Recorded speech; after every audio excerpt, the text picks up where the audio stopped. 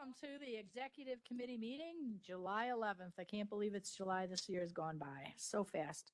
I'd like to call the meeting to order at 10:06. And I will have Joe Van Dyne. Would you lead us in the pledge, please? Sure, of course. Allegiance to the flag of the United States of America and to the republic for which it stands, one nation, under God, indivisible, with liberty and justice for all. So that's been his job today, is to do that? Nobody told me, Joe, but I'm glad I got that vibe. All right, could we have roll call, please? Thank you, Kim. Parker. Here. Balich. Berkowitz. Dean Schlottman. Here. Freeman. Here. Mueller. Here. Pretzel. Here. Richmond. Here. Trenier. Van Dyne. Here. Williams. Ogalla. Here. You have a quorum. Thank you. Could I get approval of the minutes from the July 3rd meeting? Motion Schlattman, second. Berkowitz, roll call, please. Parker. Yes. Balich. Here. Berkowitz. Yes. Dean Schlottman. Freeman. Mueller. Yes. Pretzel. Yes. Richmond. Trenier. Yes. Van Dyne. Yes. Williams. Ogalla. Yes. Motion passes. Thank you. All of you guys, I think, have received a copy of the Second Story Ranch.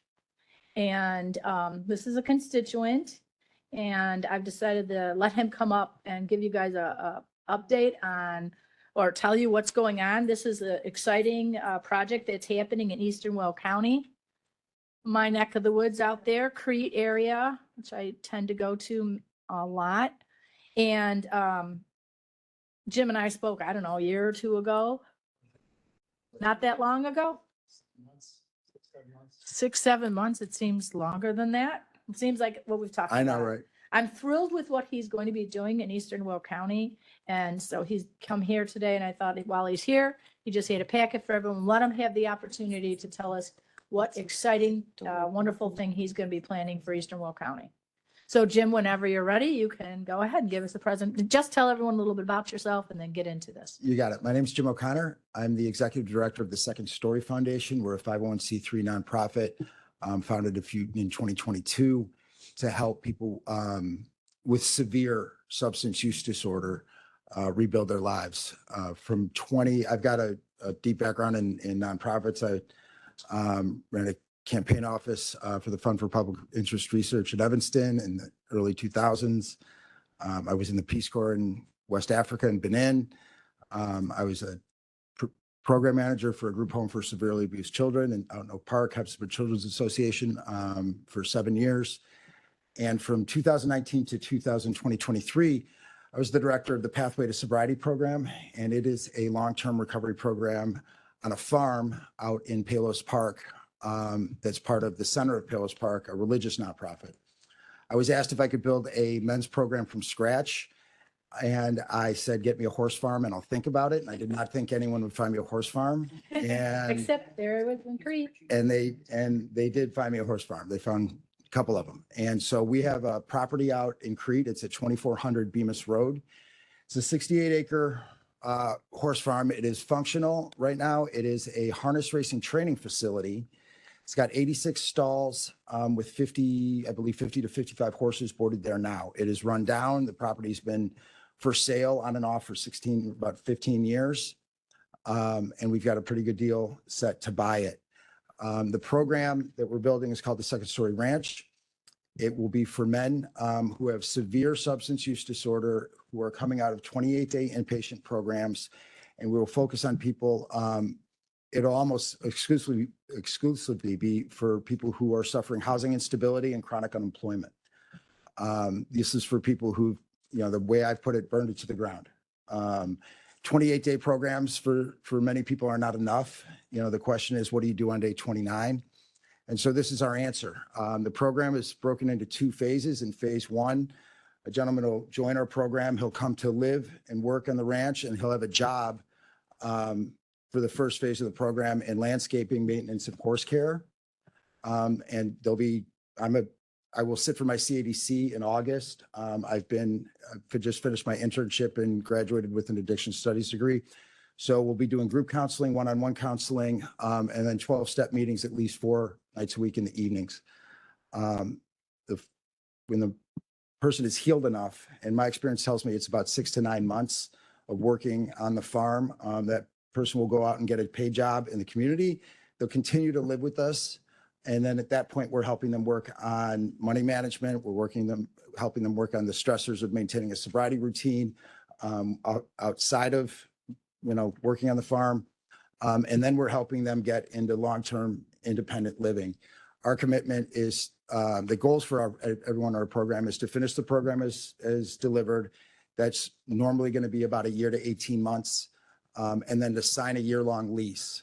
Our goals and the goals that I had in the last program I ran was not to just finish a program, but to sign a lease and then get another year sober, paying your bills, and then working on credit issues. What the Second Story Foundation does now, we have 2 houses, one in Orland Hills, one in Alsip. And we've given men a year-long lease. They're not halfway houses or recovery homes. They're full-blown houses where these men are, have good jobs. Most of them are in unions.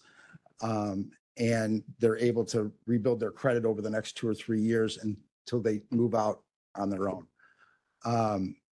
3 things that make us really unbelievably unique in Illinois and the Midwest.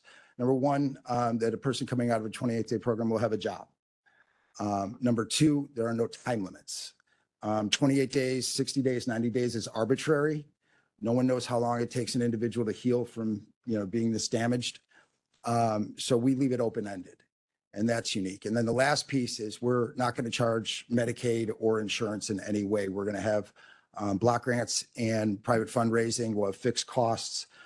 So we'll be able to operate, relatively cheaply compared to other agencies. And we're going to keep people, who don't have insurance, they'll be able to come. If anybody has any questions off the bat. So one of the reasons I'm here is just to introduce us, but the other is we're going to need help with special use ordinances. We have a capital project, and so we have 68 acres on this farm. There's going to be the project, there's 3 builds. One is a 7,000 square foot lodge, which will be a residence for the men, and about 3,000 square feet at least will be devoted to a multi-use community center. We've reached out to Will County Community Development, and we're going to offer our space as a food pantry. We're going to work with people with intellectual and developmental disabilities and equine therapy to develop that out. And that we want to be, a partner and as much use to the community as possible. So there's that 7,000 square foot lodge, and then 2,000 square foot single family homes. One of the ways we're able to do this program is my wife and I will live on site, and so will the director of operations, the farm director, who is also a trained counselor, and he and his wife will live on site as well. And so we build a family atmosphere for people to heal and grow in, and it's one of the ways that we can keep costs down. So those special use ordinances, we'd like to be able to remain zone agriculture. The property pin is Ag 1 right now. It's also, because of where it is in Crete, it is zoned as a United States Department of Agriculture rural property. So that gives us opportunities for USDA grants for capital and for equipment down the line. So that's one of the major things we'll need help with land use and with the Will County Board. Thanks, Jim. When he first came to me and told me about this, I thought this is like so excellent because there's such a lack. After somebody gets through the treatment program, they're sent to go. And how do you just get out of it and go back to trying to get back in to regular life? You end up having to have so much support system. You've probably burned your bridges with your family by this time. They love you, but they have still burned the bridges. So I thought this is just such an absolutely wonderful thing. I was like so happy to hear him. I did have him go and speak before the 708 board because they have funding that could help do some of the work that, provide funds for some of that work. But I do know that we'll have to make some ordinance changes through the land use committee. So we'll work with land use department. I really want to see this project go forward and be successful because it's something that is so unique. It'd be cool for us here in Will County to say, hey, this is what we've done. We've done it, supported it, and given the opportunity to people that would never have this type of opportunity. So I think that's fabulous. Joe, you want to say something? Yeah, if I may, I know, where people reside does not really matter. Everyone needs help all over the place, right? But is this limited to Will County residents? I don't know if you covered that or not. So we got to work that out. And so the answer's no. And some of that has to do with the 28-day inpatient programs. I can tell you that I've worked closely with Existential Counseling Society in Joliet and Stepping Stones in the past. And so we could work things out. So, and we also, I've met with Scott Dubois from the Will County Problem Solving Courts.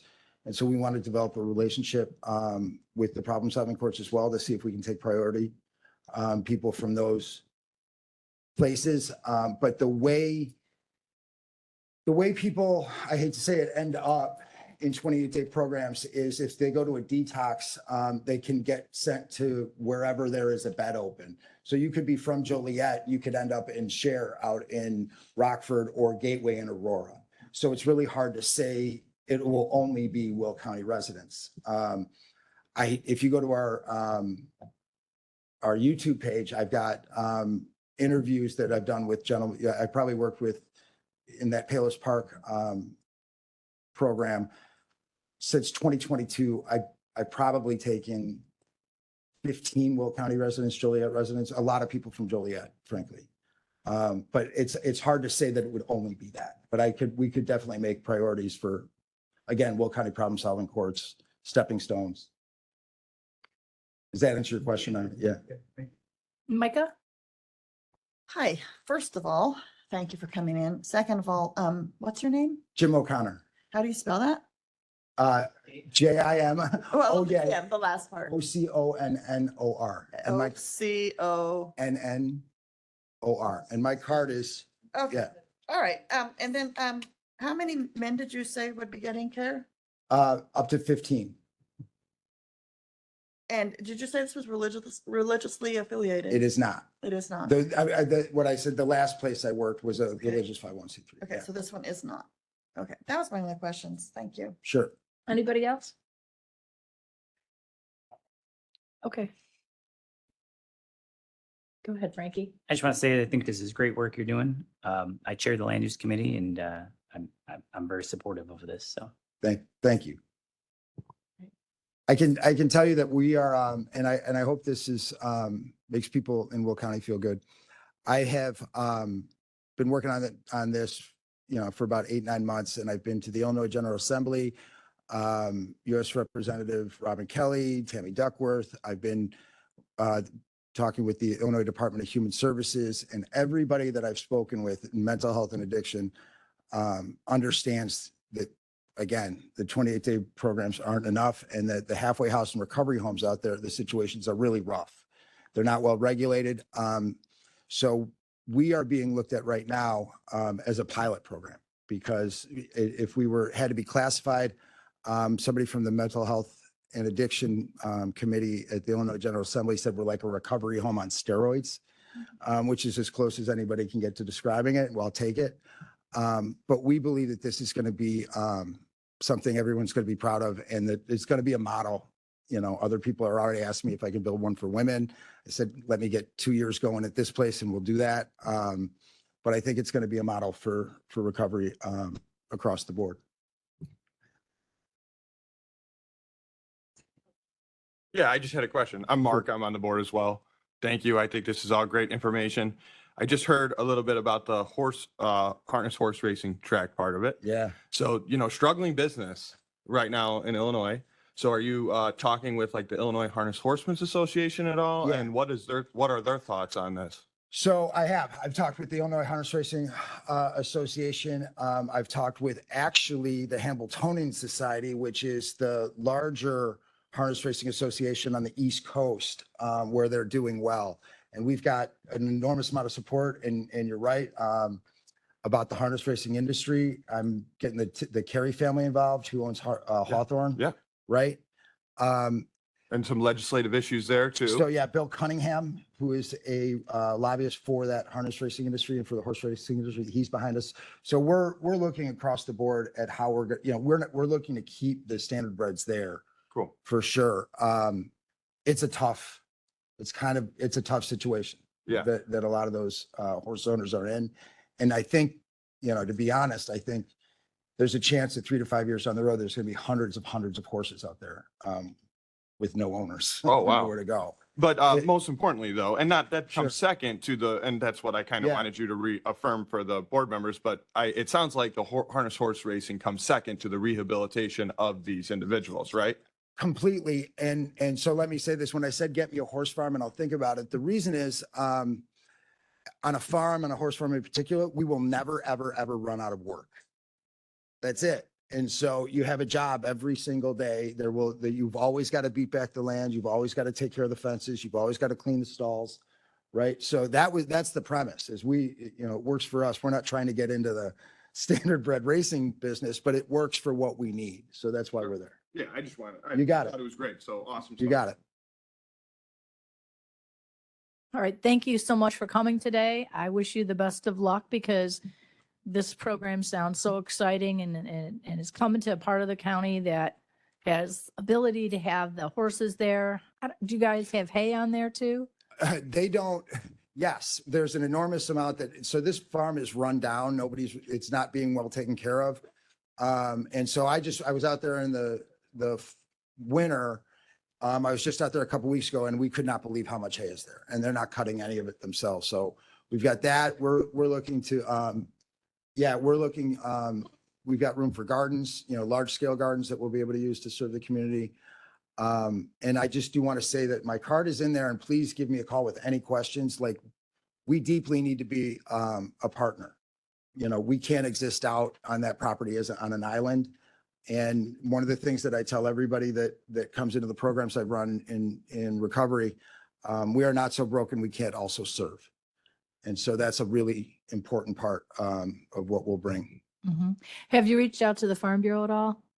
They're next. Yeah. Okay, It because was they may land- I'm kind of going. be in able to order. help you find some local Yeah. farmers who could cut and bale the hay for you. Yeah. Oh, we'll do it.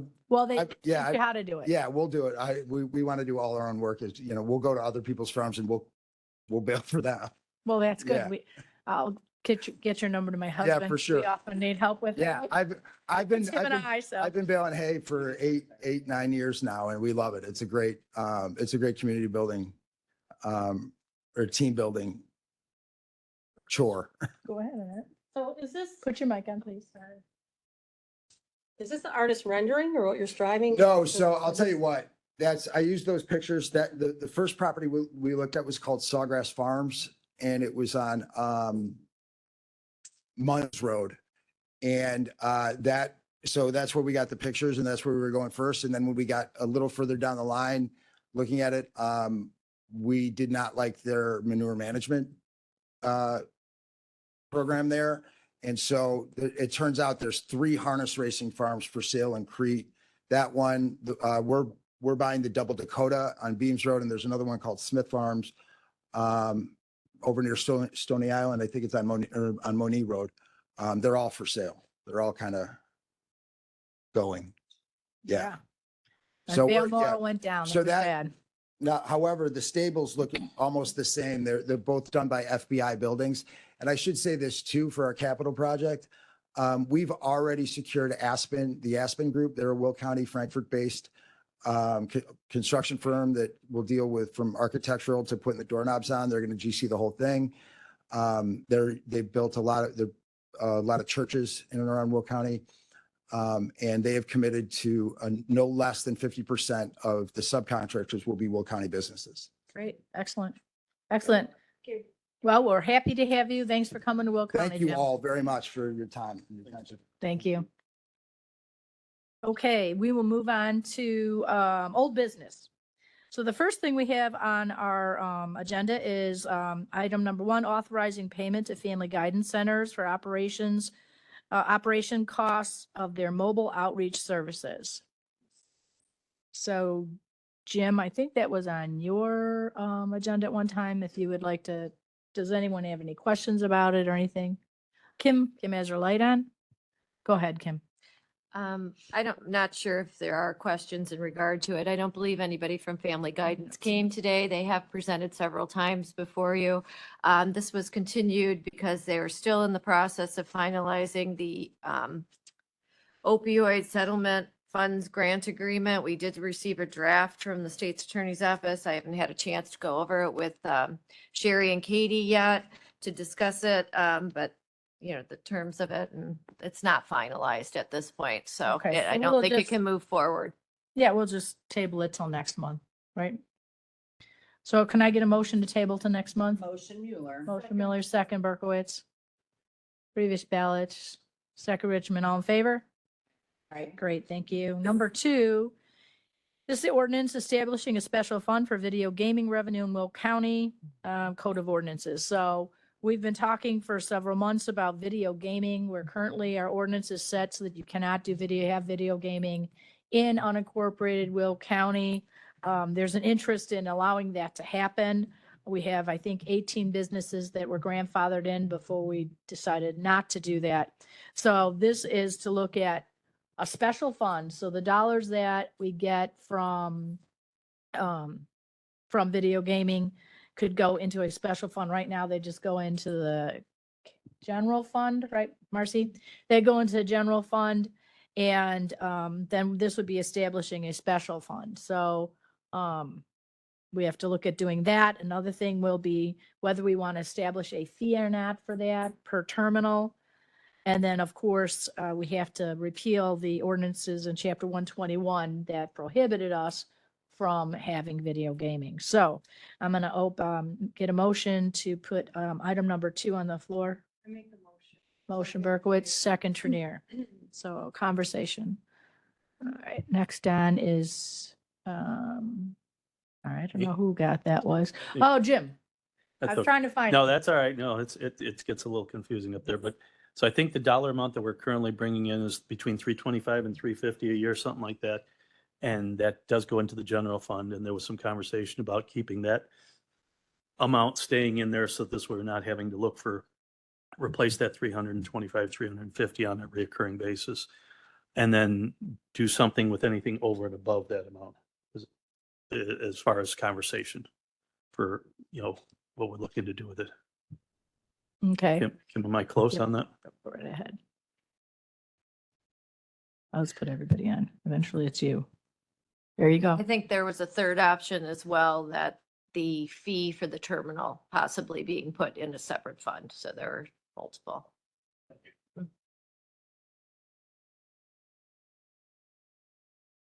All right, so that is an important thing is, right now, those dollars go into the general fund, so they're part of our budget. So if we take them out of the general fund and put them in a special fund, the existing dollars, then we have to come up with that in our budget somewhere. If we leave that in there, 325 to 350, whatever it is, I guess we would probably have to vote to say which number we want to keep in there. But I don't know, Marcy, if you don't mind coming up, please. I can't imagine that we know how much we get every year and if that stays. So like the dollar amount we receive from the gaming right now today, that must fluctuate a little bit every year. So to come up with a dollar amount, would we easily be able to know the difference between, I can't imagine we know the difference between the funds from the 18 grandfathered and any new ones. How much you're gonna get from the new ones? Well, the amount that we get from the old ones, does that fluctuate every year a bit? It fluctuates a little bit, yes. Yeah, so if we want to say we're going to keep that in the general fund, we'd have to say no less than whatever percent should go into the general fund. Sure. Yeah. Either way, I mean, Because we wouldn't know we won't know when we get those revenues, which where it comes from, correct? what are you going to do with the special fund? I don't know. This is a conversation that everyone wants to have this conversation. So I don't know that they know. Okay.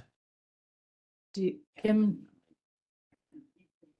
Why, everybody has a right. I to- think what you're saying, Judy, is that Marcy could average out the amount of money that has generally gone in the last 10 years into the general fund and then that dollar amount would be set aside to go into the general fund, and anything above and beyond would go wherever this Into the county special board fund? decides. Yes. Okay. And then do we receive these dollars every month, or how do we receive? It's a them? monthly. It It's a comes from the monthly. state. Monthly comes from the state, so, okay. Asking question, do you think that it would be difficult to do that, to maintain that dollar amount in the general fund and then let the rest go into a special fund? No, because you already do it with other dollars. Okay, okay, We do that with the personal property replacement tax.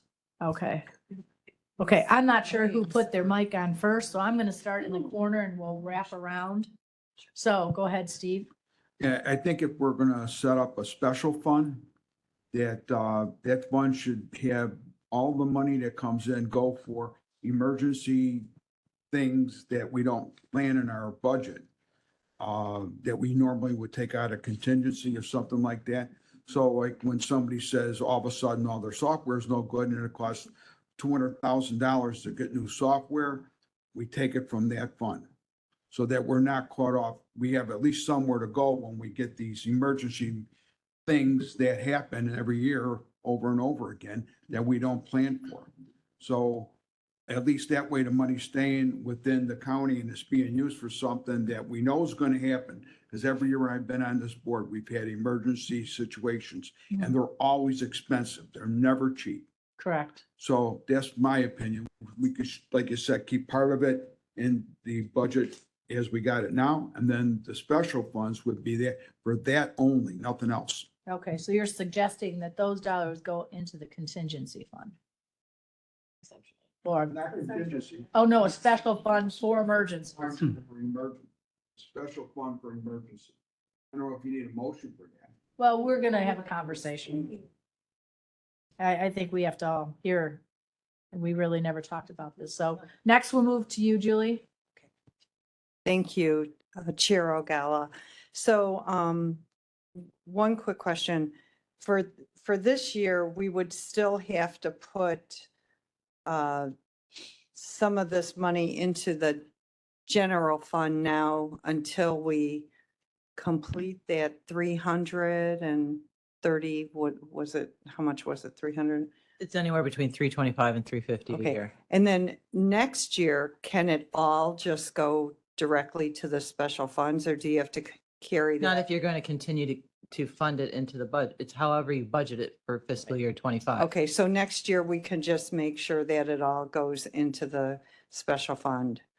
So No, the next they're budget. saying they want, if you're, what Judy is saying, she wants a portion to still go into the general fund. So there's not a gap. right. Okay, so my So the next, balance would go into the special fund. okay. So my next thought that I just wanted to share about indicating where these funds will go. I want to keep in mind that I don't want to narrow the use of these funds that we collect too much. And I want us to consider that there may be a need that arises from the increase of gambling from this ordinance with mental health or substance abuse issues. As it becomes more popular and it's in more places, our health department or organizations may see an increase in the need for services. So I'd like to make sure that we would have the ability, if the need is, to help support behavioral health programs, that we can also consider this So fund. I don't think that we would take any money out of the behavioral health services that we already have at the health department. No, I don't. And I think that I'm not that's saying what the take it out. 708 board was formed for. So they have $10 million to distribute to organizations that provide services for people who have those needs. That one type of need and many others. I understand that, but 708 board may or may not help that organization. I just didn't think that we should prevent that, the possibility of using that money for that type of a program or a need. But I'm just suggesting it. I'm open to conversation. I just wanted to share that thought. Nope, that's Thank you. fine. That's all good. Katie? I actually think Mr. Balch's idea is good, but I also think that maybe with some of this extra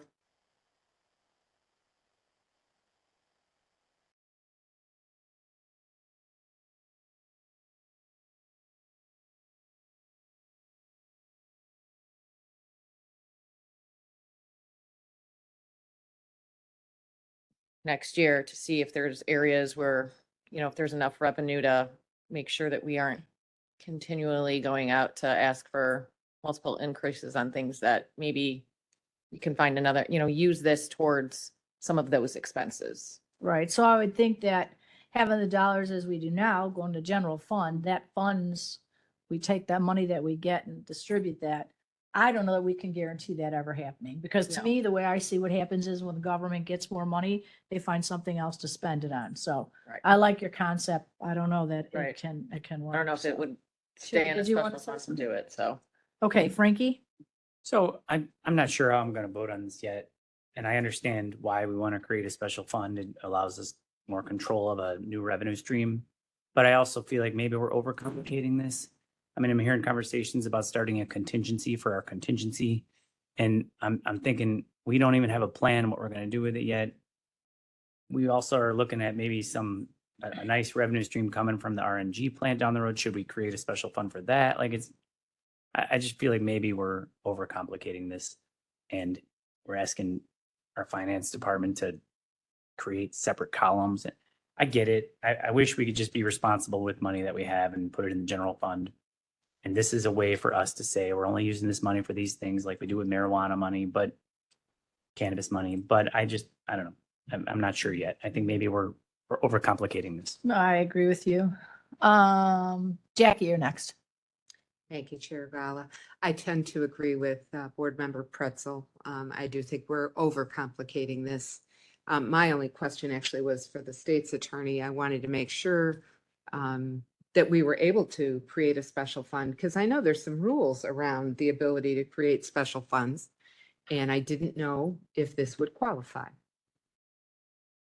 So there are two types of special funds. There are those that are created by state statute, and then you have to follow the guidelines of state statute as to the creation and the use of those funds. But county board always has the authority to create special funds if they so choose.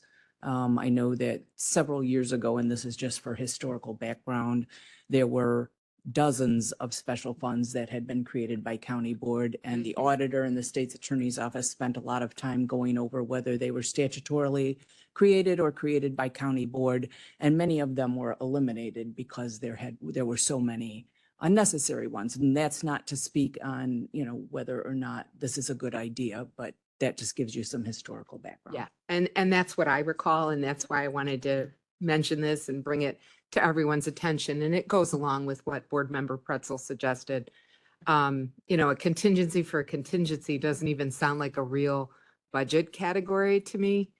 And I think the whole plan with the RNG plant was to make it so that we could reduce the tax levy. I mean, cha-ching, right?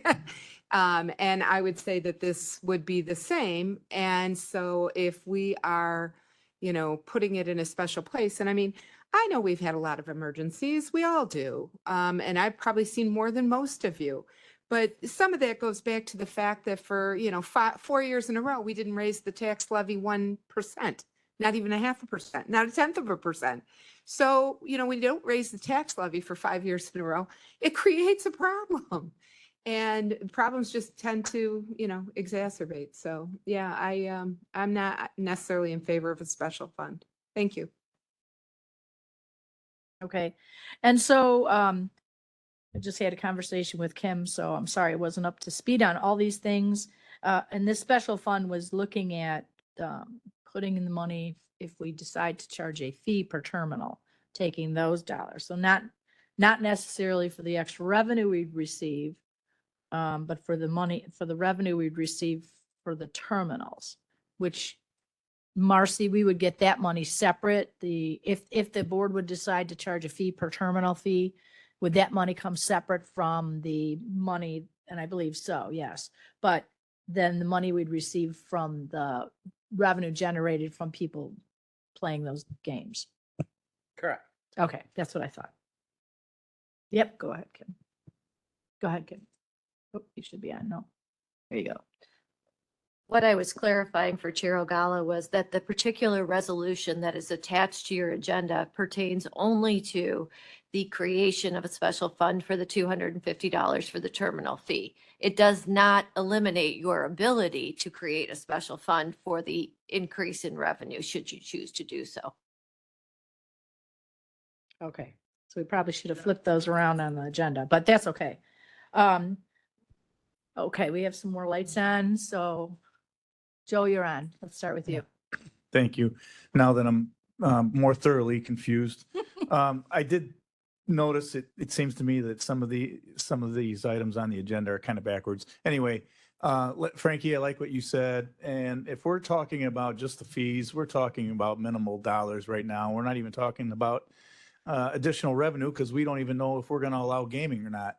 So to start a special fund for less than $10,000 or $25,000 or whatever them fees may add up to be currently, I think is way premature. So I can go along with a couple of you folks and just not even consider a special fund right now. So thank you. Okay. Next on Julie. Thank you. So Marcy, I think this is a question for you now that we know which dollars are going into the special fund. The businesses that are grandfathered in right now, do they pay the Do $250 not fee? have a fee. Okay, That is what so you need to will establish. this then change so that they will pay a fee as well? Yes, Okay, so then, and when would that begin? whenever you decide to put it in place. Okay, so whenever it's voted, okay. So it would be prorated then if we decide Well, it's a if- calendar? Yeah, I year. mean, you would. Most municipalities tie it to their liquor licensing. When they have to renew their liquor license, they renew their fee, they pay their fees also for their gaming terminals, is my experience.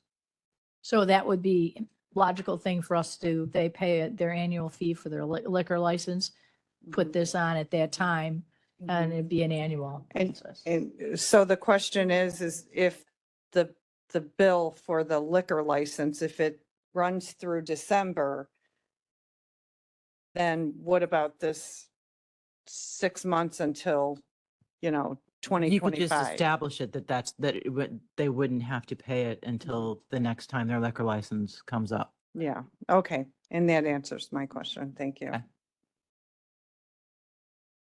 Frankie, go ahead. So that's actually the next on the agenda. I don't think we're there yet. But my comment was more back to what do we do with any additional revenue? I think most of the challenges we have as county board members is salaries, right? It eats up most of our budget, and it's always how do we find money to give these people a raise, which I think most of us agree. We'd like to see our fine people get raises. So by putting it in a special fund, we're almost taking away the right to just put it towards pay raises, right? Now we're saying, well, we need to use it for, to treat addiction or to whatever, pave roads, whatever we decide. But we could really use additional money to give our public defenders a raise, to give our, go down the list, the clerk's office, whatever it might be. That's where we're always struggling to find the money. And unfortunately, last year we made the decision to take it out of reserves, which only solves it for 1 year. That was a big mistake.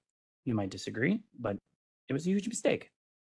So now if we have, let's say, an additional $350,000 coming in from revenue, another $250,000 coming in from the terminal fees, anybody that can do any basic math knows we have an extra 600,000 coming in.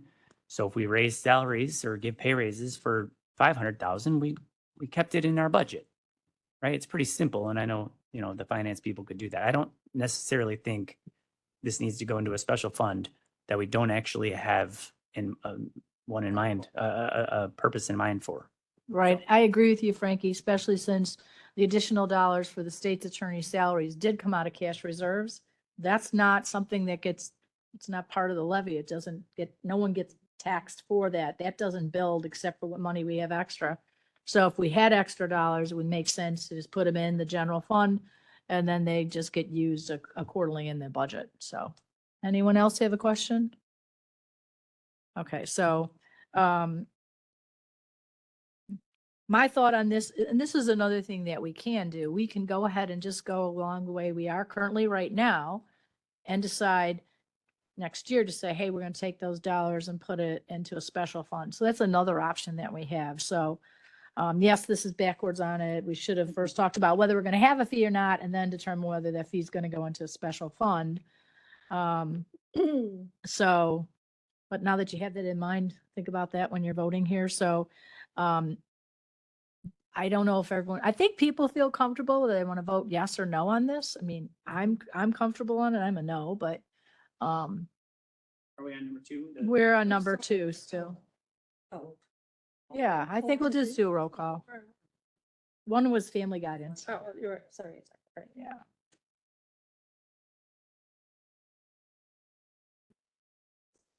Number 2, For the special fund for video gaming. $250 fee, should it be established? Right, we should. A special fund for the $250 fee. Right, that's what we're voting on now. For the fee.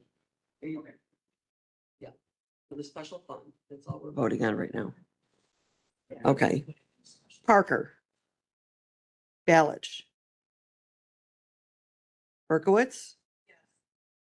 Dean Schlotman. Freeman. No. Mueller. Pretzel. No. Richmond. Trinier.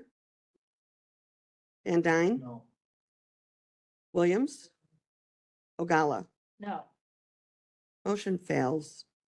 Well, I'd like to say we all agreed on that. Thank you. Okay, so now we're going to move into ordinance number 3, item number 3, I'm sorry, ordinance establishing a fee to operate a video gaming terminal in unincorporated Will County.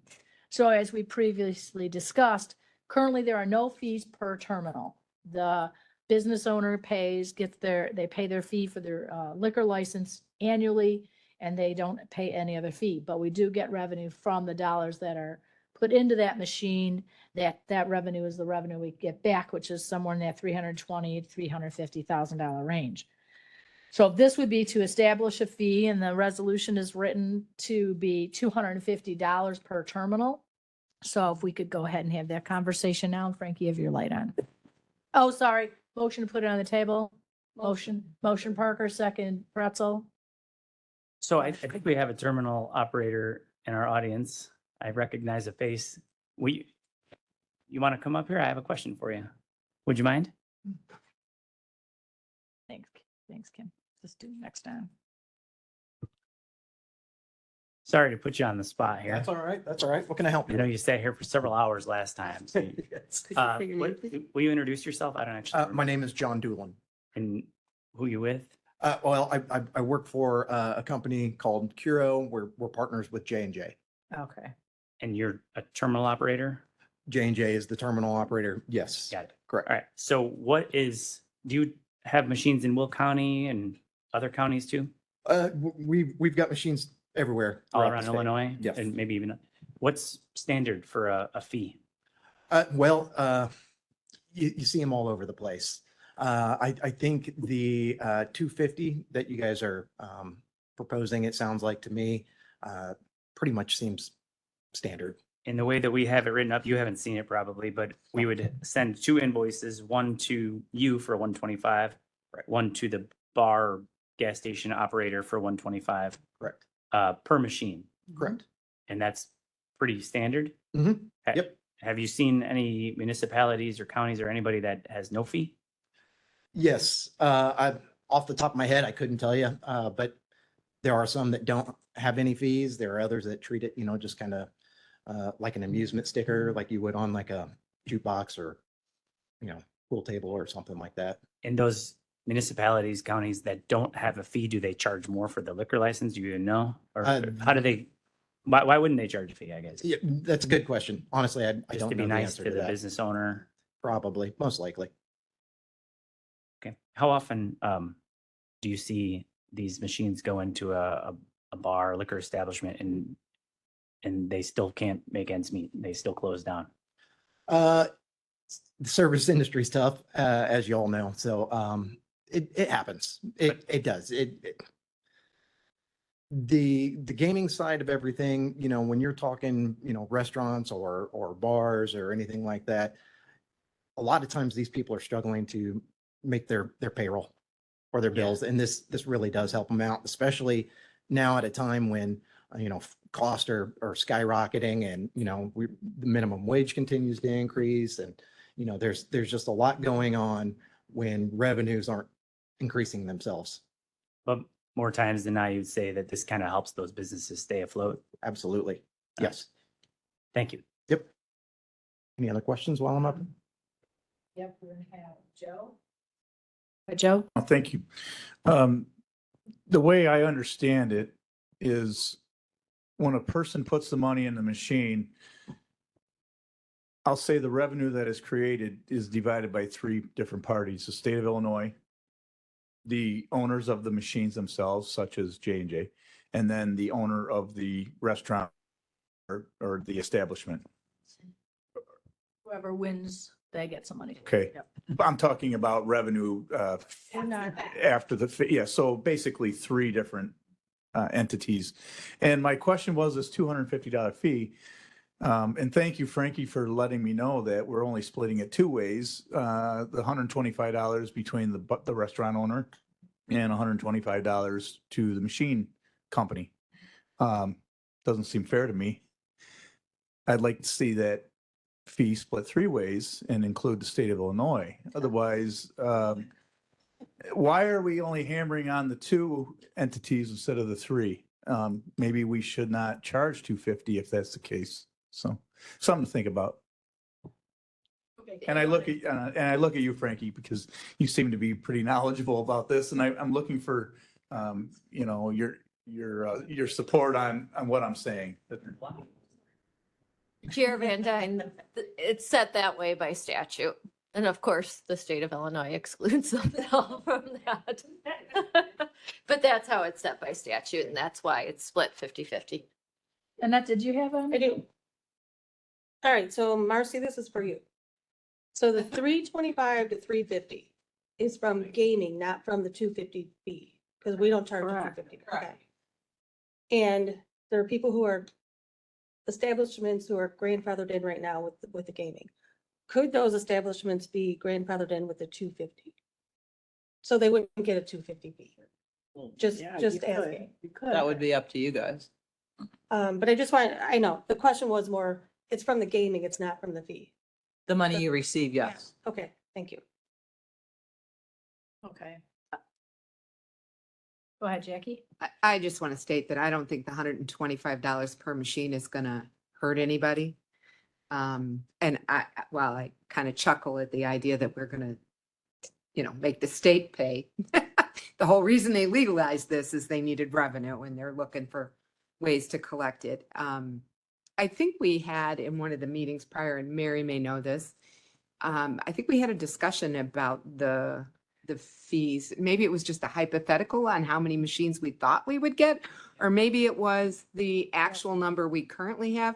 But I seem to recall the figure of like $75,000 being thrown around, and that was just for the fee for the machine, not anything else. And Frankie's looking at his notes, so I think he's going to educate us if I'm incorrect, or maybe Mary remembers.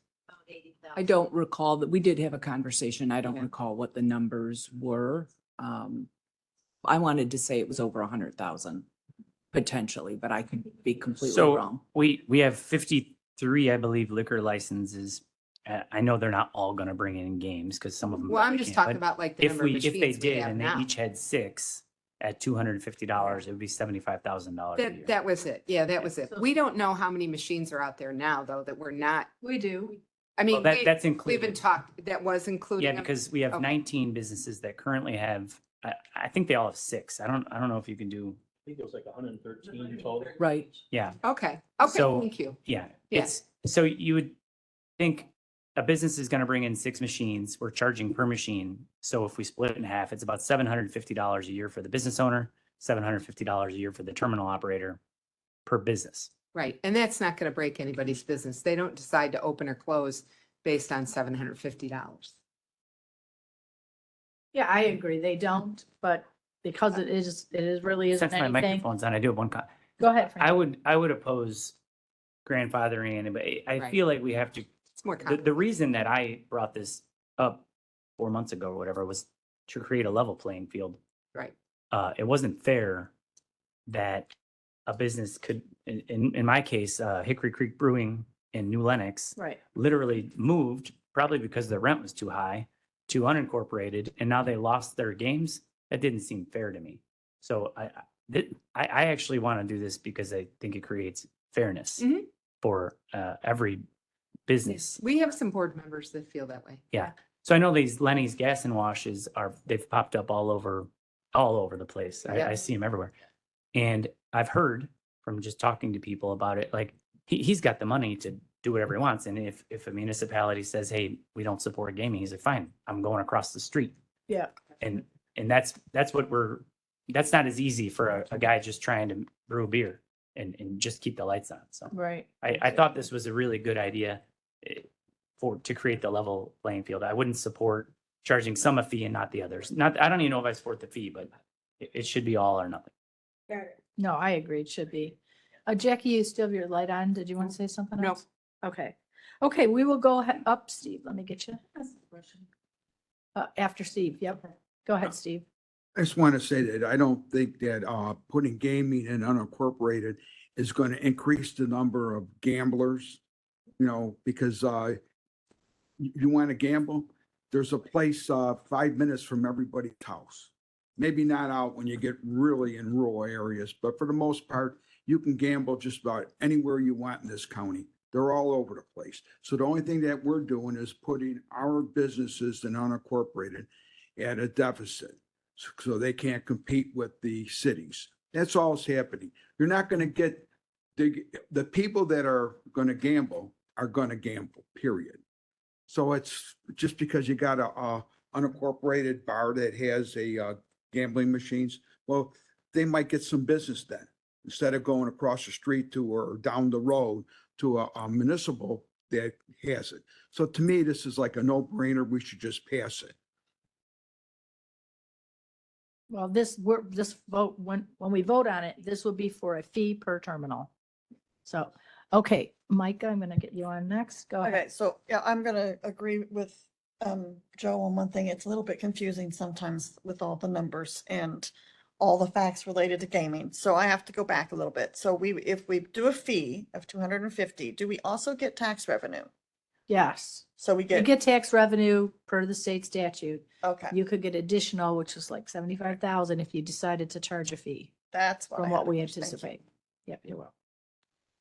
Okay, no one else has anything? Can we do a roll call on, this is a roll call to determine if we're going to charge a fee per terminal. Parker, Yes. Balich, Yes. Berkowitz. Dean Schlotman. Freeman. Mueller, Yes. Pretzel.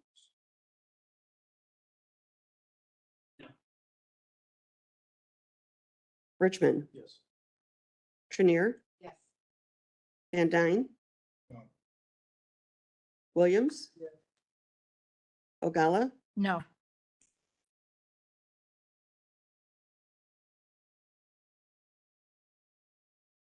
the vote was 7-5. The motion passes. Passes. Okay. All right, moving on to number 4.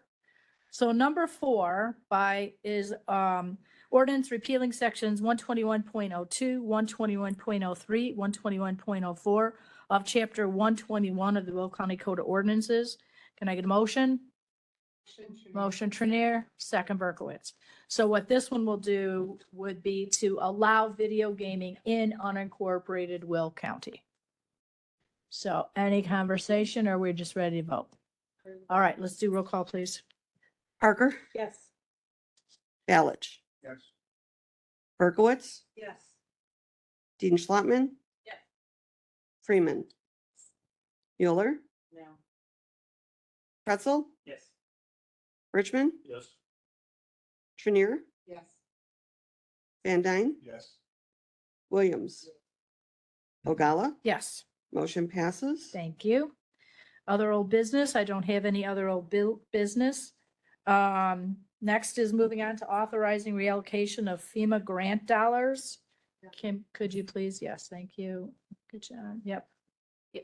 At last week's executive committee, there was discussion in regard to the bid of the scope of work for the changing of the county board bathrooms that came in at $300,000 that you had previously allocated $250,000. This resolution would transfer $50,000 from the excess funds from the records management roof project to that particular allocation, and giving them the funds they need to complete the bathroom renovations. Sounds like a great plan to me. Oh, yes, we do, please. Motion Mueller, Second Parker. second Parker, Lo Ciento, I forgot that one. Okay, anyone have anything they'd like to talk about? No? Okay, could we have roll call, please? Parker, Yes. Balich, Berkowitz, Dean Schlottman, Yes. Freeman, Yes. Mueller, Yes. Pretzel, Yes. Richmond, Yes. Trinier, Yes. Van Dyne, Yes. Williams, Ogala, Yes. motion passes. Okay, thank you. Next is item number 2 under new business, authorizing the county executive to execute an intergovernmental agreement with the Village of Richmond Park to provide access to the countywide radio system. Can I get a motion? Motion Trinier, second Freeman, previous Mueller, second Dean Schlottman. All in favor? Any opposed? Motion carries. Thank you. Next is number 3, under new business, designating election judges for the 2024-2026 term. Can I get a motion? Motion Pretzel, second Mueller. Previous Trainier, second Micah. All in favor? Any opposed? Motion carries. Thank you. Next is number 4, proposing a substantial amendment to the Will County Consolidated Plan 2020 to 2024, program year 2022, annual action plan for reallocation of funds. And this is from Martha. And she's not here today. Is she? Oh, she's hiding behind David. Martha, would you like to come up, please? I didn't even see you back there. You're perfectly hiding. Thank you. Yep. So if you want to give a little background on this so everyone knows what they're voting for. So every year we have an annual action plan that aligns with our HUD consolidated plan. In '22, we allocated some funds to Habitat for Humanity, $350,000 to do 2 homes in Elwood. They ended up getting additional funds through the state, so they didn't need our funds. They did want to build homes in Fairmont, but they also during that year, they also were funded through the city of Joliet to do 3 units. And they hadn't started on that yet, and they still haven't started.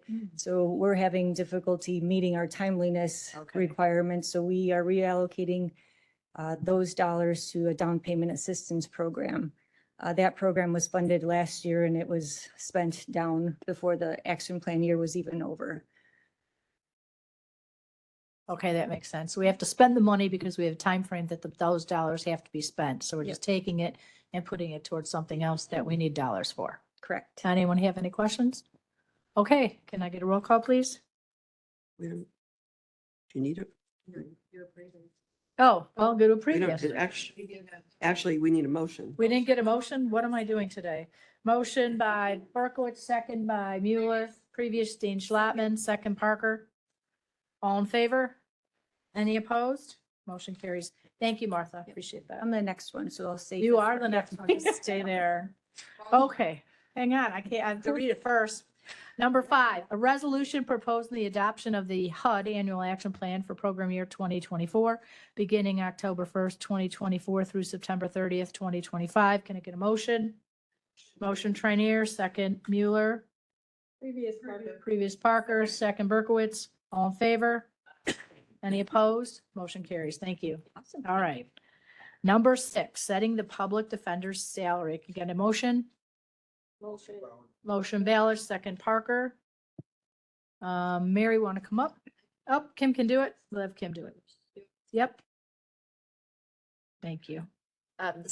The public defender's salary is set by statute at a percentage of what the state's attorney's salary is. The state's attorney's salary has gone up, so therefore the public defender's salary needs to go up. Okay. Anyone have any questions on that? Okay. So we get a motion and a second. Can we get a roll call, please? We do previous. Yeah, we can. Somebody wants to do previous. Previous Richmond, second Mueller, all in favor? Any opposed?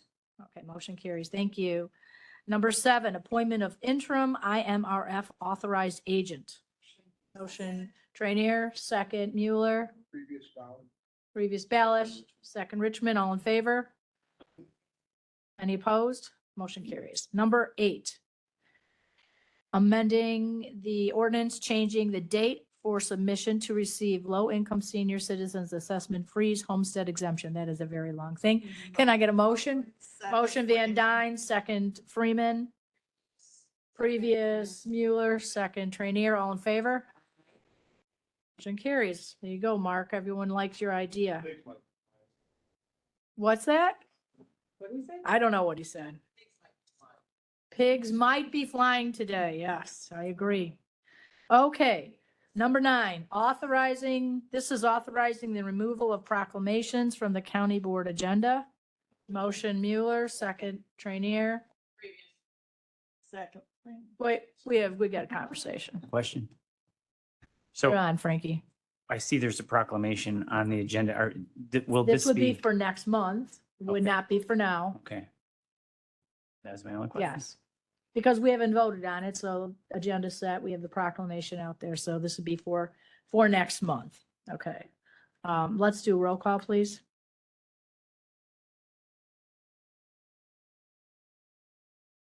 Sorry.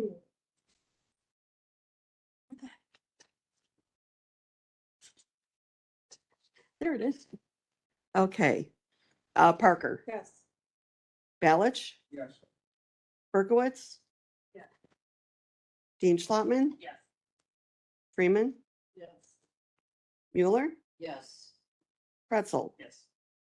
Richmond, Trinier, Van Dyne, Yes. Williams, Ogalla. No, Motion passes. thank you. I think that it's a shame that we as a county board cannot get together and have proclamations to represent our constituents, where our constituents are Republican, they're Democrat, they're Green Party, they're Libertarian, they don't vote, they hate government. And there are issues that we have done proclamations for that we can feel, one of us, all of us, some of us might feel proud of. And I think it's a shame that we can't come together on it. That's why I was a no vote. Okay, number 10, declaring Will County a non-sanctuary county. Can I get a motion? Motion Schlattman, second Pretzel. And I see Meta has her, well, she's got a light on already, so go ahead, Meta. Hi, Hi. we aren't a sanctuary county, so this is pointless. And I'm so tired of people's political stunts in meetings.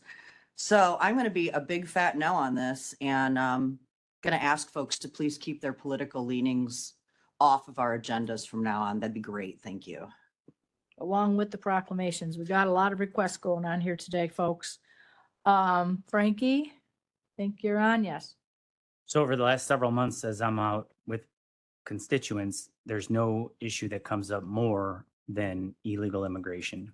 And people are genuinely concerned about what that means for Will County. And it's one thing to not be a sanctuary county or city or whatever, but it's another thing to actually put out a statement letting people know that we don't stand for it. We are not a county that wants bus loads of illegal immigrants dropped off here. We're not a county that wants tents set up in our open spaces. And I think this is a great way to let anybody thinking about shipping mass illegal immigrants to Will County know that we don't stand for it. 13 is Jackie. I guess, two. I would just say that I think this does not belong on our agenda. This is a national issue, and if you run into people in your dealings with your constituents that are upset about the immigration status, that they should contact their U.S. congressional representatives, senators, House members. Why not even send a letter to ex-President Trump? Since he recently killed a deal on immigration. And he isn't the only one that's ever done that. There have been others that have thrown bombs into the middle of what was going to be finally some progress on the United States immigration policy, which is clearly broken. I don't think anybody here would disagree with that. But that's not something we can fix. And, you know, as much as we might want to put out a proclamation saying that we don't stand for it, we can't control what happens. I mean, we've had buses come through town, but, you know, our elected officials have done what I believe to be the responsible thing and, you know, move those people into Chicago where they are better equipped to deal with these kind of things. I still don't like how it's happening, but this is not something that I feel we need to state.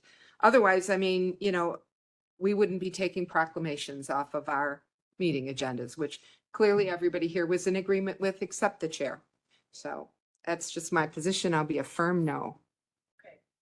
Next, Dan came up. This is his proclamation. So I'm going to let him speak. It's his proclamation. He brought it forward. I'm going to let Dan speak on it now. So, Thank you, Dan.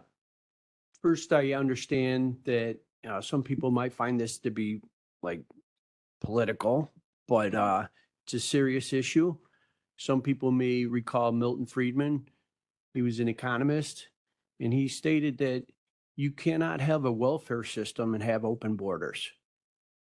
And that's shown if you've seen, you know, or looked, there's many studies that show the burden of illegal immigration on our welfare system to the tune of millions of dollars.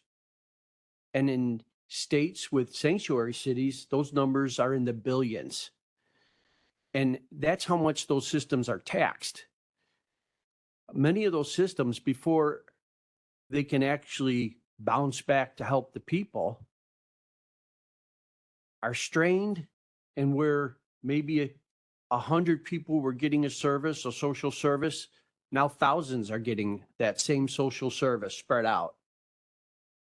So what happens is that we can't take care of the people, our citizens in our county, because they're being overburdened.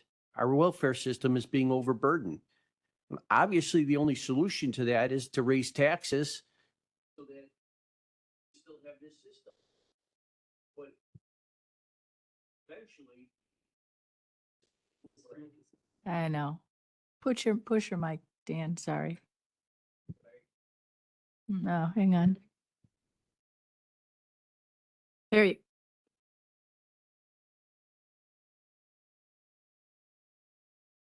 So while putting this together, I was very careful to state that we support legal immigration and that we're not trying to take extra liberties in trying to deter illegal immigration, but at the same time, we want law enforcement to be able to work with our federal government and providing information. We also want to set up the groundwork so that ordinances like the one in Chicago, the sanctuary city has, where when buses come in, and they're not scheduled, they get fined. And we can see the evidence of that on Christmas Eve, when all these buses were coming into Chicago and they said, you know what, you're not scheduled here. You're going to get fined by bus and passenger if you come here. And so what did they do?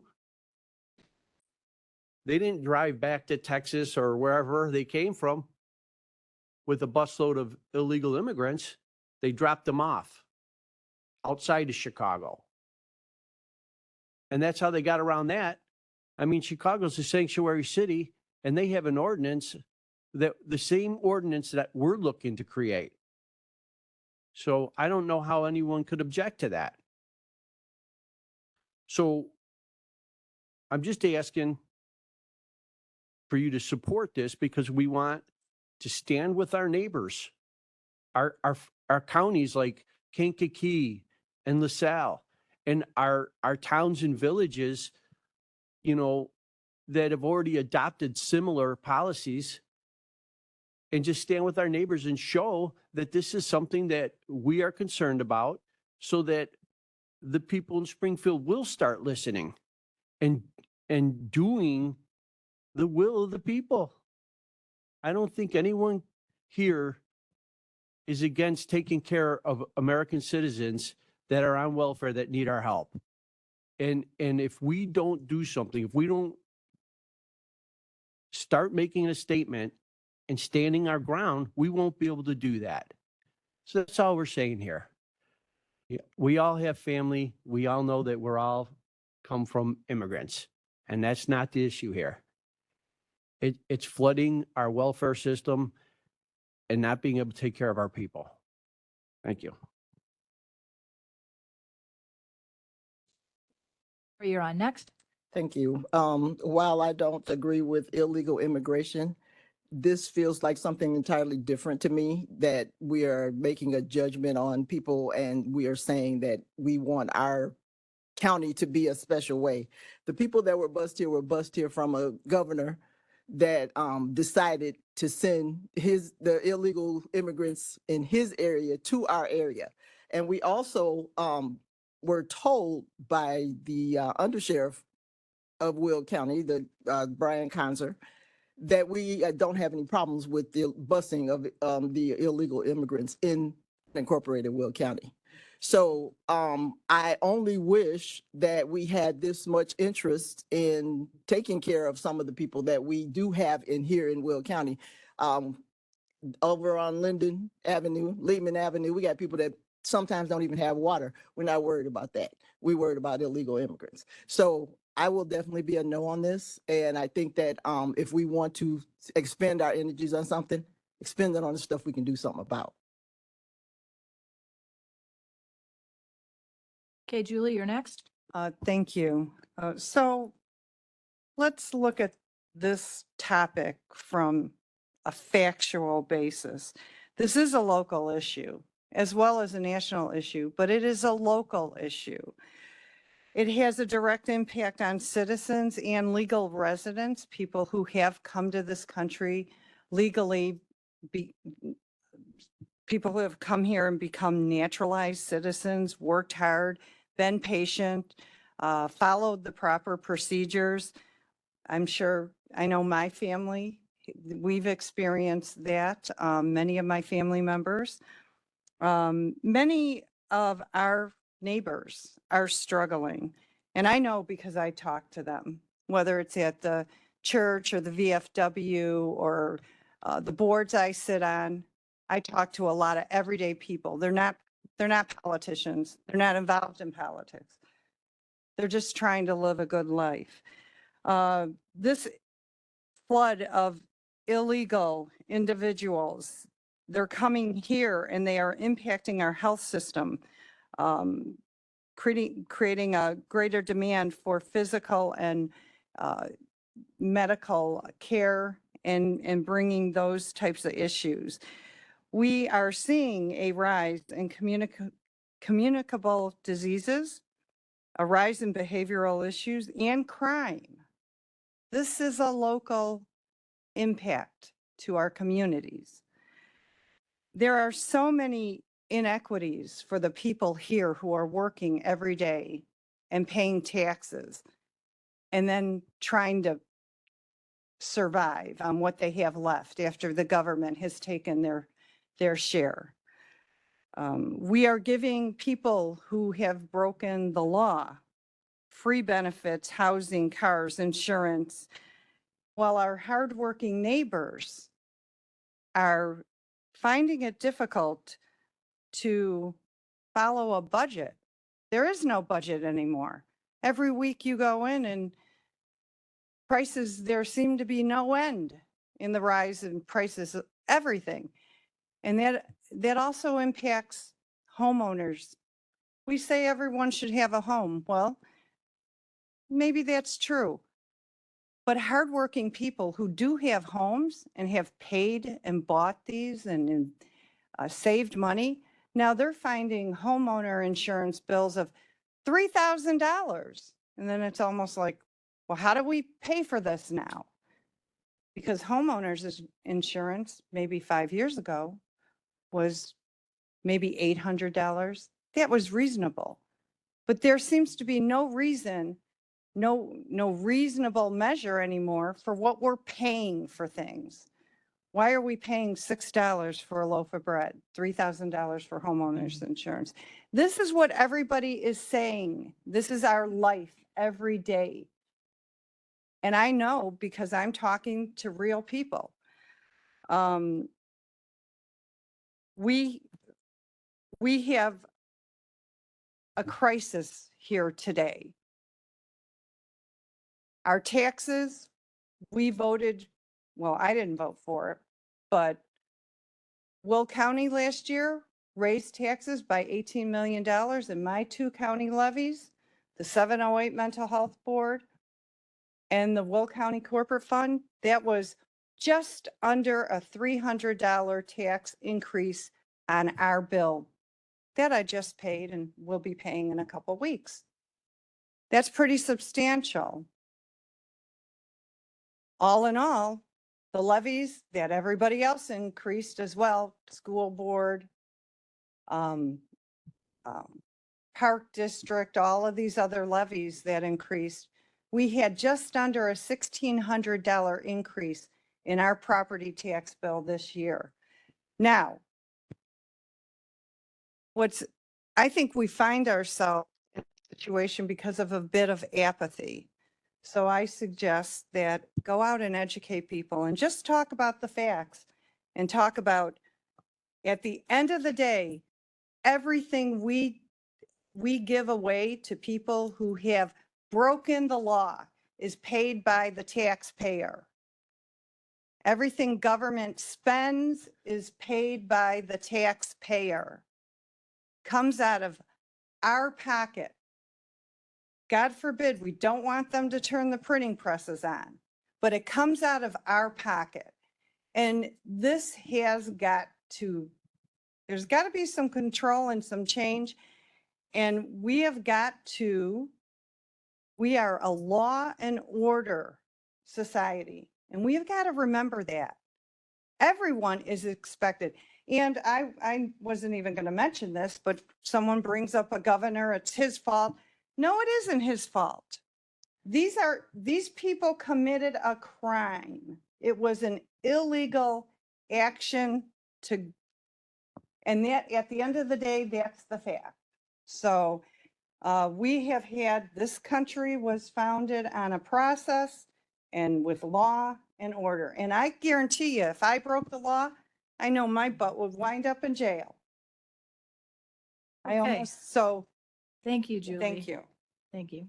Next we have Frankie.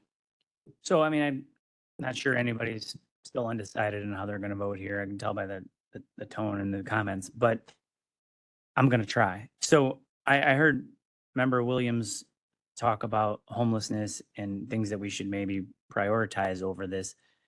But in my opinion, first of all, this cost us nothing.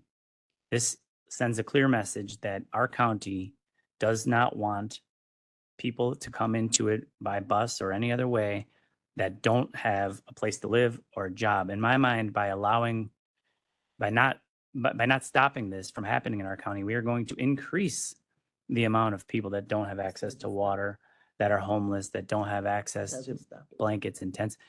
And I hear you saying it doesn't stop it, but doing nothing doesn't stop it either. This is something. So hold on, this is a point of order. This is an opportunity. No, I didn't. I said member, as a matter of fact, I said member Williams. Yeah. I didn't say you, because I'm talking to the chair. I'm looking into my microphone, talking to the chair, About as you should be. About me. You're still doing it. Okay, you guys, let's let So- Frankie finish speaking, please. In my opinion, this will, by not stopping this, we will have more people who don't have access to water and shelter. This is something that sends a clear message that Will County is not a sanctuary city. Do not send your busloads of illegal immigrants here. And for that reason, and because it cost us absolutely nothing, I think we should all support this. Next, we have Katie Dean Schlattman. So, I agree that this is an issue that is affecting us locally. I know member Van Dyne, when they were asking when the second, I can't think of that horse ranch now, Second Story Foundation was coming, if we were only going to be helping citizens within Will County. But we have been told countless times by the health department that if people walk in there, we have no idea where they're from. So we have no idea if we're just helping people from Will County or not. They can be from anywhere. And if they are dropped off somewhere else, that doesn't mean they're not walking through the county and trying to utilize county services. So by us saying this as a county, we prioritize our Will County citizens first. I have no problem doing that because that's what we should do. Our citizens, our veterans, before people who are coming in here. And I will speak to this. I mean, I know this was maybe in the city of Joliet, but I have no idea where those people were or where they came from or dropped off from, but I live Joliet, like I said, and I'm on Route 59 and I'm going to the Walmart and there are 3 men standing at the light with signs that said, "We are illegal and we would like your money." I'm in the car with my son, could ask him, and I probably wasn't the only person that saw it. So I was shocked because I thought, what? There's places all over for them to go to, I thought. But I know we have areas within our own county that will, if they come, they'll be helped. And I don't say that we shouldn't help people or be inhumane, but we should send a message saying that our residents come first, our taxpayers come first. I know that Catholic Charities will reach out and help whomever. And again, if we're worried about helping our citizens first when it comes to recovery programs, we should be worried about that all over the place. So I will be in support of this resolution. Thank you, Katie. Sherry, you're next. Yes, having retired from the Will County Sheriff's Department after 35 years of service, again, our law enforcement people are not telling us that this is an issue for them as law enforcement. Also, again, if we're going to say, we're going to put a resolution out there that really doesn't do anything. We've had other resolutions that didn't cost us anything that we didn't pursue. We've had situations where we could have done things and we did not. So putting a resolution out here that doesn't cost us anything and that won't do anything for anybody, to me, is a waste of time. Why would we do this if there's nothing that's going to come of it? It is just something to say that we don't like the illegal immigration. Well, we don't need a resolution to say that. We don't like illegal immigration. So why put forth a resolution that doesn't do anything? To me, it is a waste of time. And just because it doesn't cost us anything, when we had a little Palestinian kid that was killed, we weren't worried about sending out a message at that point. We didn't want to do anything like that because that didn't affect us locally. That was a local resident. And we decided that wasn't important enough for us to send out a resolution, and that didn't cost us anything either. So again, this is something that is unnecessary, and I will definitely be a no. Okay, Meta, I think you wanted to say something? Yeah. Thanks. I just wanted to comment about the cost of a resolution like this. I know we think it doesn't cost anything. Overall, it costs our community a lot of integrity because I'm here to tell you that there's hundreds, maybe even thousands of immigrants here already living in Will County. Also, there's been a lot of comments made here that are patently false. I'm not going to get into those because I don't want to waste everyone's time. This is a resolution that does nothing to move this county forward. Nothing. And here we are again, spending better part of 30 minutes discussing somebody's political agenda that has nothing to do with moving this county forward.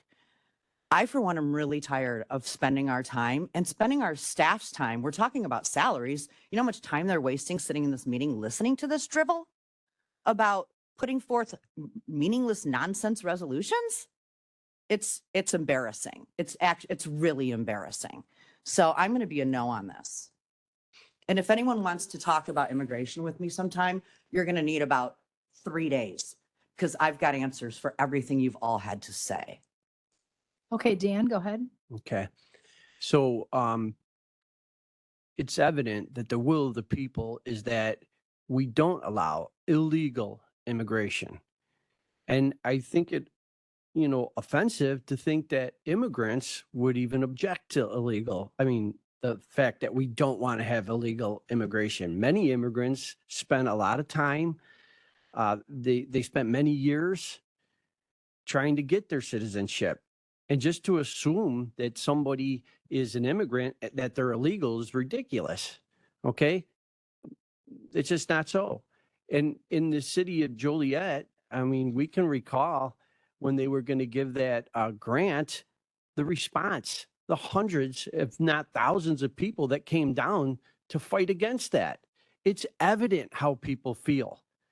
And excuse us for wanting to show the people that we hear what they are saying, and we are responding by putting out a resolution so that we can stand with our neighbors who are doing the same thing. And we can send a message to Springfield so that they understand that, hey, at the county level, that's supposed to be where the power starts, right? And it works its way to the top. The people are in control. So it used to be that way. And that's all we're doing at the county level, putting the message out there of what the people want. This has nothing to do with political stunt. It's about economics, okay, and fairness and safety. So I would ask that all reasonable people who understand that all we want to do is combat illegal immigration and not, this has nothing to do with legal immigration, because as I said before, my family on both sides were immigrants at one time. So I have no problem with that. So I can't understand how anyone would have a problem with this. So again, I ask that you just please support this. Thank you. Thank you, Dan. So I am going to close the comments now. So I do believe that resolutions mean something and they do make a difference because we are an elected body and what we say here does matter to other elected bodies. We can say, like Dan mentioned, to Springfield, this is how we feel. To our local Congress people, this is how we feel here, because it is important for us to do that. I have talked with a wonderful young woman. She happens to be a Democrat precinct committee person from Joliet. And she mentioned to me that her community is pretty upset with the money, all the money going towards the illegal immigrants that are coming here because she feels her community needs those dollars. I have to agree with her. How is it that we suddenly have all this money available for the people who are coming here illegally that we just let flow over the border every day, but we don't have the money to help our homeless here today? Our homeless, they're born and raised here. Our vets who've gone off to war and sacrificed. How do we not have those dollars? How do we not have money for those young women? I remember talking to Garland from the executive's office. He had a young mother, single mom, living with her 3 kids in a van. We don't have money for her. We don't have money to put that woman into a hotel. Really, she's got 3 kids. She's an American citizen. But we found money because we have to do something with these people who have come here from other countries. So I think it is important My husband and I live on a farm and we do have hay, and we have had a lot of Hispanic families come out and buy 5 and 10 acre parcels, and they have horses. They love horses. And we have special horse dancing clubs now out by us, which is really cool to watch. Well, they need hay to feed those horses. And they have said to me that they're upset with the bad people that are coming here because they came here legally. They went through the process. So this is a group of people who have come here recently because they have accents. They aren't speaking as somebody would who's been here for a generation or longer. And they have that. So you can say that doesn't matter. I know that University Park has 100 and some families living in apartments. So they recently got a grant to help them support these people. There's 116 families out there. They recently got a $500,000 grant because they need the help in University Park. And if you've been to University Park, it's a small town. They don't have a grocery store, for goodness sakes. Yet they have all these people here. Their children are in our school system, in the Crete-Monee school system. So I don't know how you guys don't think this can make a difference. It does make a difference. It does. If we don't do it, it does cost us because people have to stand up for America. We are American citizens. Our families came here legally. That is what's important because no other country is just going to let people come over illegally. If you go to another country, you have to follow their rules. If you come to America, you should have to follow our rules. So I don't know how the other side of the aisle, because I see everybody's faces, don't think this is important. This isn't saying anything about immigrants. We're all here because of immigrants. I don't see an American Indian sitting in this room. But this is important. It makes a statement. Chicago is a sanctuary city. Illinois was deemed a sanctuary state. So I think it makes sense. And a lot of people that I know on both sides of the aisle, you heard me say that they think it's important because they feel that resources that should be provided to those in need who are here legally or born in America, American citizens, are being neglected because those dollars have to be focused on these thousands of people that have come to Illinois. So, all right, with that, we will do a roll call vote, please. Parker? Yes. Balich? Berkowitz? Dean Schlottman? Yes. Freeman? No. Mueller? Pretzel? Yes. Richmond? Trenier? No. Van Dyne? No. Williams? Ogalla? Yes.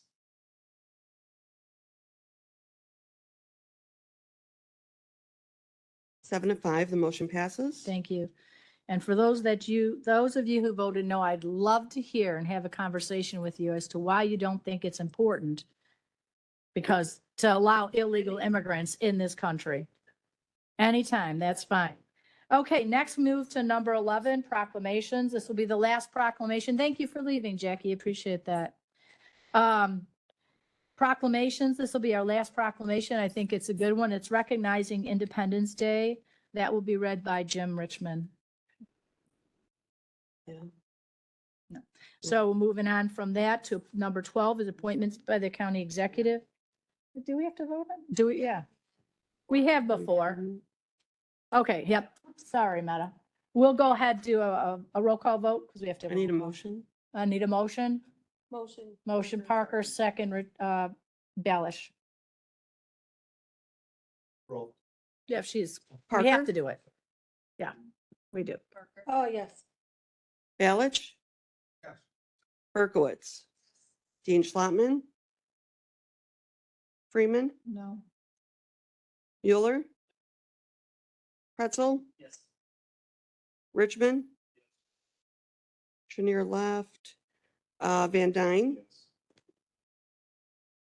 Williams? Ogalla? Yes. Motion passes.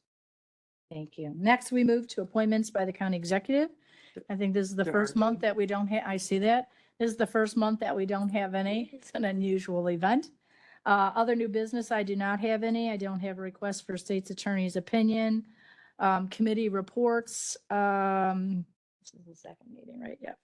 If anyone would like to give a short briefing on their committee, we'll start with land use, Frankie. Wait, let me get you on, please. Okay, go ahead. Number one on the agenda is the application for a truck terminal in Wilmington. You may remember this was tabled last month to this month because it didn't make its way through committee and they wanted to retain a lawyer. So I imagine them and their lawyer will be at the meeting on Thursday to try and convince us that this is a good idea in Wilmington. So I'm happy to answer any questions on that. Next one was just a resident out in Crete wanting to have a horse. That passed unanimously through committee. Third one, also unanimous in committee, was for just a map amendment from R3 to A1. They just want to be able to add more buildings to their lot, but they're not actually changing very much. Then we have one that was evenly split in committee. We only had 6 people. It was 3-3. This was an application for or special use permit for an outdoor storage yard in Lockport on High Road. If you know the area, this is where the Citgo plant is. It's a very, very industrial area. The challenges here are High Road it's narrow. It only has I believe a 5-ton weight limit. It's not ideal. It even has a bridge that has like pipes on it that's only like 13.5 feet high. So getting into the storage lot presents some challenges. And that was kind of why there were some people here objecting. Also, there were 3 people that live on that street that do not want this at all. They think it's going to become a truck terminal, but it's clearly stated as a condition in the permit that it will not and cannot, or they would lose their special use. So the applicant has committed this will never be a truck terminal. It will be more for RV storage, old cars, boats, things like that. What else did I want to mention on this? Oh, the people that will be here at the meeting are claiming that they're already seeing flooding and some things that they don't want. But the applicant swears up and down there's been no earth moved on this lot. Nothing has changed other than they've applied for a special use permit. So there's some back and forth on that. But again, it was evenly split in committee 3-3. You make up your mind how you want to do that. Then there was 2 solar farms. Committee voted both down. There was a lot of people that came from the community to say that they don't want this. It's very close to their homes. I will tell you, the solar company for the one in Wilmington, they were very easy to work with. They're very, they're jumping through hoops to get our support on this, but there was just a lot of opposition from the community. So that's all I have. I know that was a little long-winded, but I do expect it'll last quite a bit of time. It was a marathon of a meeting. It was a I have marathon. one question about. Wait, Sherry, I have Jim first, then you. That's okay. You didn't see it. That's okay. Oh, no, I'm just on finance. So yeah, I'm sorry. Sherry will go with I you. just had a question about High Road. Didn't one of the residents say that the property is up for sale? Yeah. It is up for Yes. sale. Okay. Yeah, the applicant, they're investors. They are not trying to hide the fact that they might sell this. They think it's worth more money if they can have it as an operating business than as an empty lot. Hmm. But the special use would, and the terms in the special use would transfer to the new owner. So it can't just become a truck terminal because it was sold. So I'm not even sure why that is relevant, but okay. All right. Thank you, Frankie. Finance Chair Jim Richmond. So just a couple of things. Natalie came out and gave us an update on cannabis. We had a discussion about the revenue from cannabis slowing down. And we're seeing it all the way from the growers all the way up to the actual sales tax that's coming from that. She did give us an update on the spends and with CAC, CAC, Birth to 5, Will County Workforce, and then they're doing something with, or they're working on doing something with Governor State University. So she's got a number of things working there. If anybody has any questions in more detail, please feel free to reach out to Natalie or Raquel. The rest of the stuff was pretty much basic, transferring of funds within budget. Probably the most important thing that, or one of the important things that we did talk about was the RNG plant. Dave and Greg gave us a financial summary. They are generating revenue, but they have more expense and debt than what they are revenue. So actually, it's a net loss. As net income as of June 21st, 2024 is 2.594 million. And they're projecting that maybe by the end of the year, they may be at a break even on their revenue versus expenses on an annualized basis. So, yeah, it wouldn't be something that we should start counting on dollars coming in for the general fund. I wouldn't say anytime soon. And I would probably say we could probably have a better handle on it when it gets around December timeframe or that. So.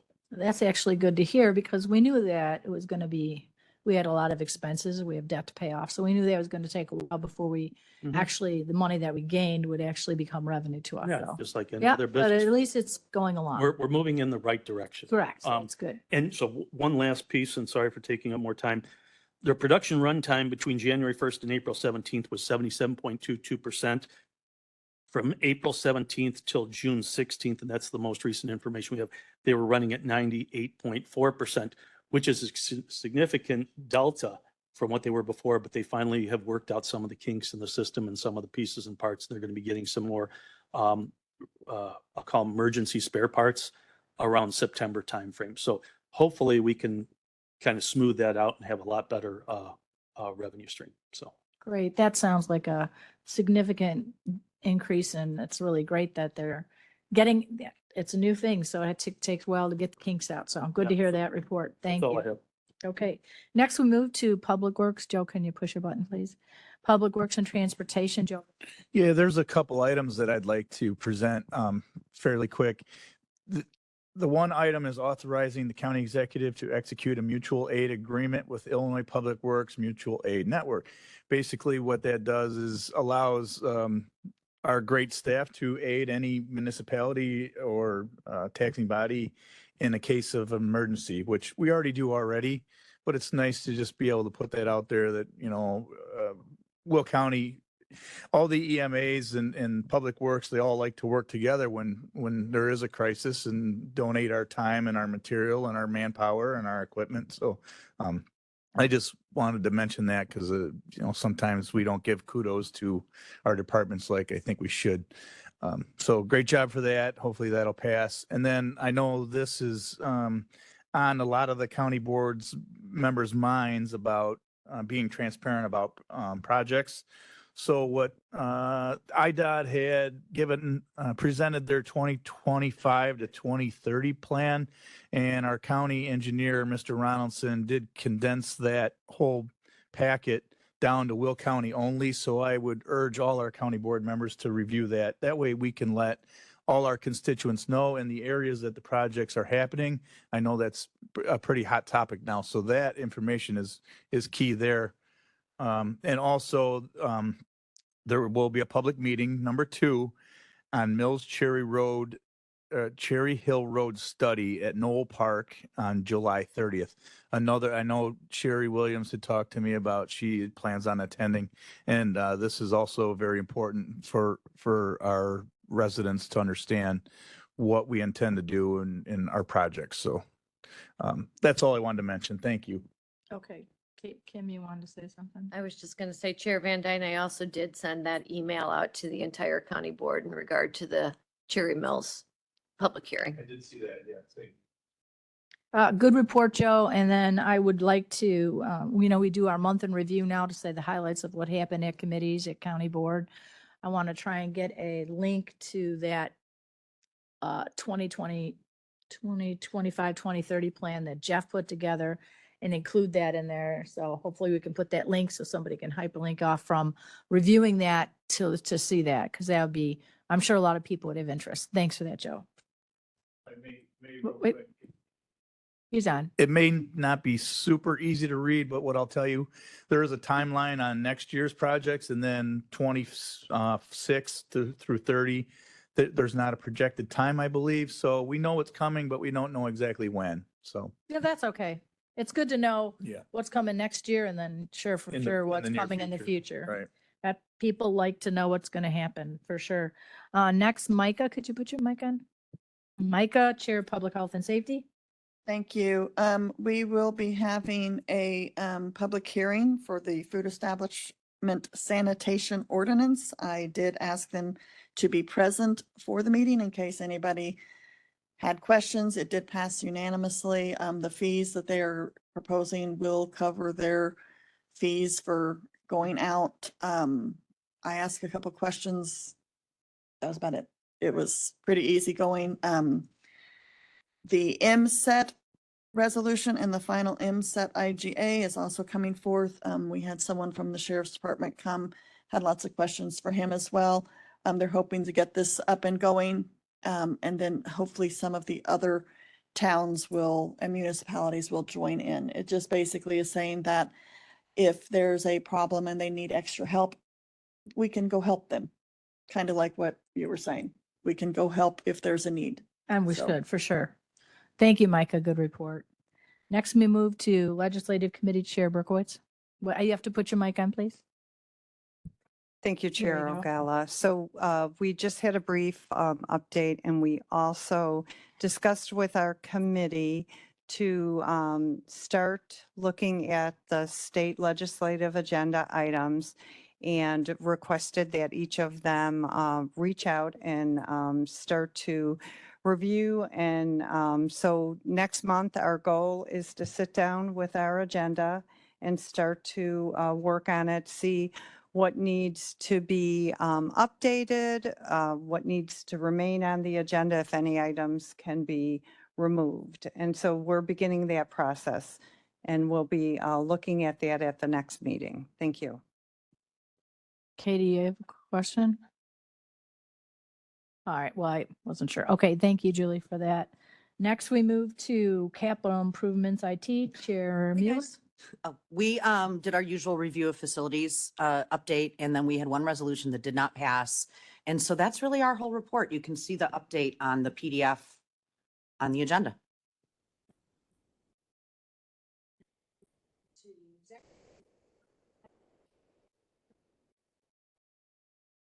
Julie, did you want me to brief on landfill? Oh, I'm sorry. On here, I'm before you, just saying. On my draft, I'm before you. It's all right. I can be patient. Okay, well, thank you. Thank you, Chair. Okay, so at our last landfill committee, we had pretty healthy discussion. A lot of questions were asked. We asked the engineer, Devin Moose, to see if there were any other locations within the county that a possible landfill could be used. Or, presented, built. And so we're gonna wait on that just to see about other options. I know that does take them work time. So that was some of our discussion. There was really there's nothing to bring forward at the time. So we're just gonna continue to, I think, discuss the different elements of what's going on with the expansion of the landfill, land that we'll need for it, and if the land is going to be looked to be gotten or not. So it's just taking time. Okay, thank you, Katie. I know it's a lengthy project. Yes. Okay, next we move to the ad hoc committee reports. Our first one is the ad hoc Access Will County. We haven't had that meeting yet. Dan, would you like to come up and say anything about your Access Will County? Press the button so I can get your mic on.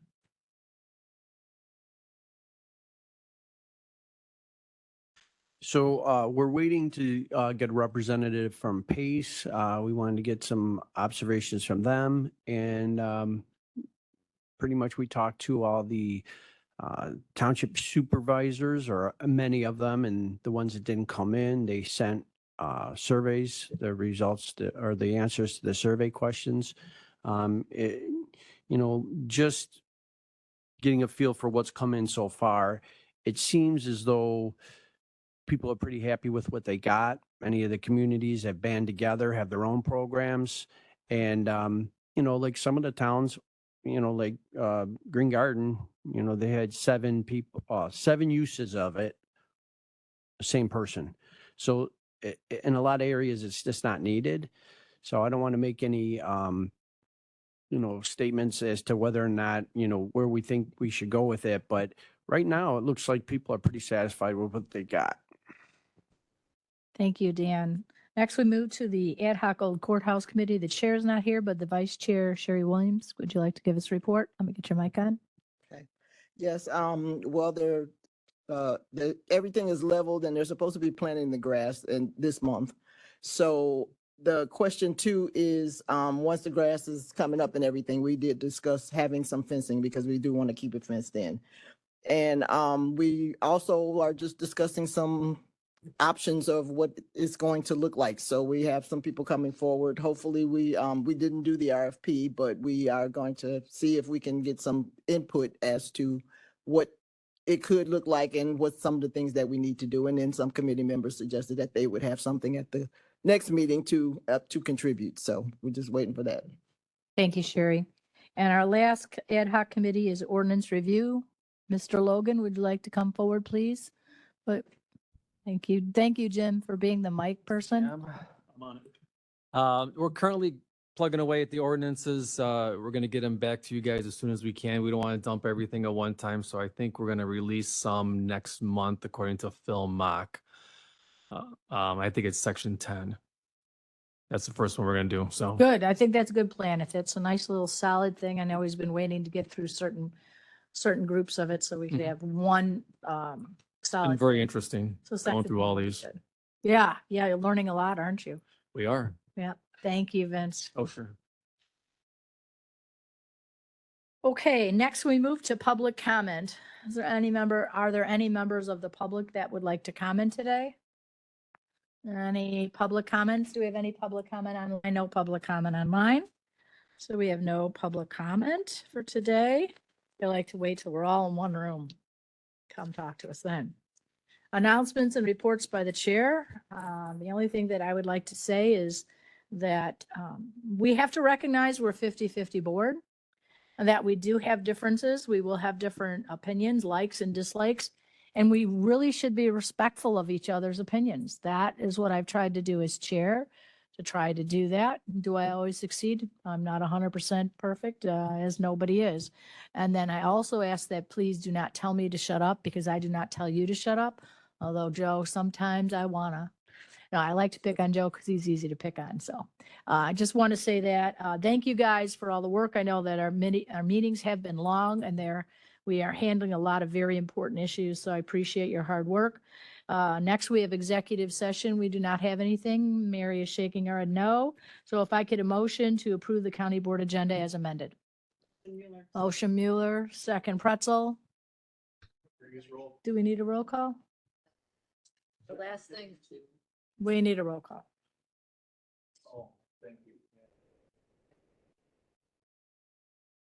Oh, that's right, we do. 3 no's. What's the matter? I counted wrong. Oh, you're so fussy. There's your mic. Parker, Yes. Balich, Berkowitz, Dean Schlottman, Freeman, Yes. Mueller. Excuse me, could you guys, I can't listen. Pretzel? Yes. Richmond? Van Dyne? Yes. Williams? Ogalla? Yes. Motion passes. You, can I get a motion to adjourn? Motion Pretzel, Second, Richard. second Richmond. You guys, month? I could- No, I'm not executive. Next week at county board. Yeah, see you next week at county board. Okay, I do have like a couple minutes for you. Sure. Let me get out of here.